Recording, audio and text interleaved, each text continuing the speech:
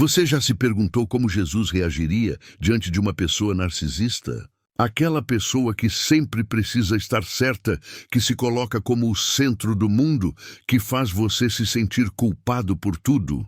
Pois é, às vezes a gente tenta ser bom, tenta agir com amor, e acaba virando alvo desse tipo de pessoa. E vem a dúvida, o que faria Cristo nessa situação? Será que ele simplesmente perdoaria e deixaria tudo passar? Ou será que ele agiria de outra forma?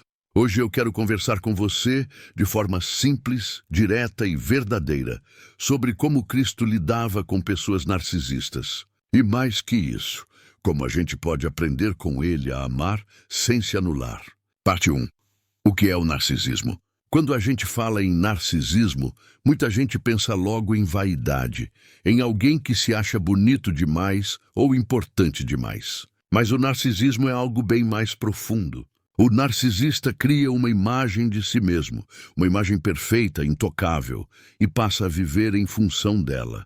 Ele precisa que o mundo o admire, que todos validem o que ele faz. E quando alguém não o adora, ele ataca, se vitimiza ou tenta manipular. Mas o mais interessante é que, por trás de toda essa máscara de superioridade, há muito medo. Medo de não ser amado, medo de ser esquecido, medo de encarar as próprias falhas. É uma alma que constrói um castelo de espelhos para não olhar para dentro.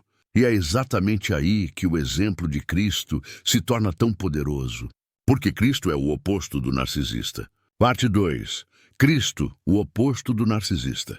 Pense bem, o narcisista quer ser servido, Cristo lavou os pés dos discípulos. O narcisista quer dominar, Cristo serviu. O narcisista foge da dor, Cristo abraçou a cruz. Jesus não se colocava no centro das atenções para ser admirado. Ele se colocava no centro da dor humana para mostrar que o verdadeiro poder está na entrega. Quando ele dizia, quem quiser ser o maior, seja o menor, ele estava desmontando toda a lógica narcisista. E é por isso que, para quem vive do aplauso, Cristo é insuportável. Porque ele mostra que o valor não vem do olhar do outro, vem de dentro, vem da verdade, vem de Deus. Parte 3. Como Cristo lidava com os narcisistas do seu tempo. Agora, Cristo não era ingênuo. Ele sabia muito bem com quem estava lidando. Os fariseus, por exemplo, eram os grandes narcisistas religiosos da época. Amavam os títulos, os lugares de honra, as aparências. Falavam de Deus, mas o ego era o verdadeiro altar.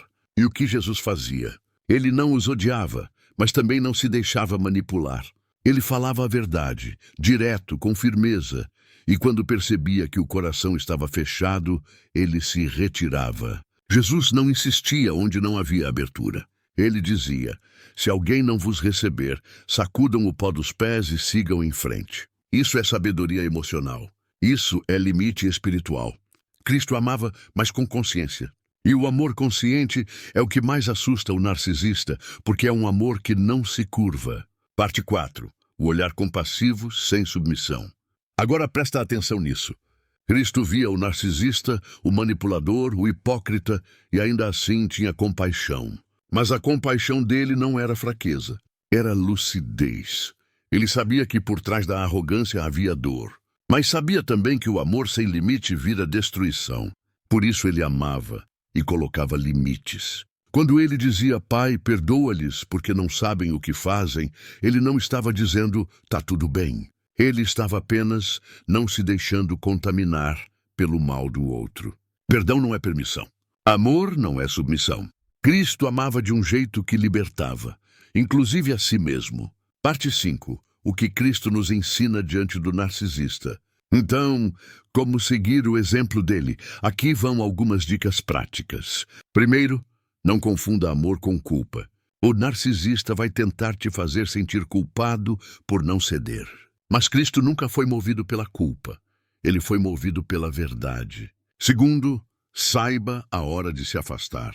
Cristo se retirava para orar, para se recompor. Isso é essencial. Amar alguém não significa se desgastar até o fim. Amar também é preservar sua paz. Terceiro, veja o narcisista pelo que ele é, não pelo que você deseja que ele fosse. Você não vai salvar alguém que não quer ser salvo. Nem Cristo forçava isso.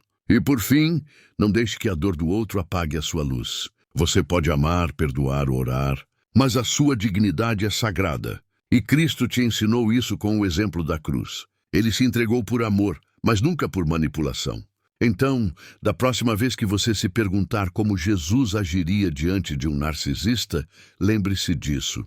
Ele amaria, sim, mas com lucidez. Ele perdoaria, sim, mas sem se perder. E seguiria em frente em paz, sem precisar provar nada para ninguém. Amar como Cristo é amar com clareza. É colocar a luz onde o outro só quer espelho. E se essa reflexão te tocou, compartilhe.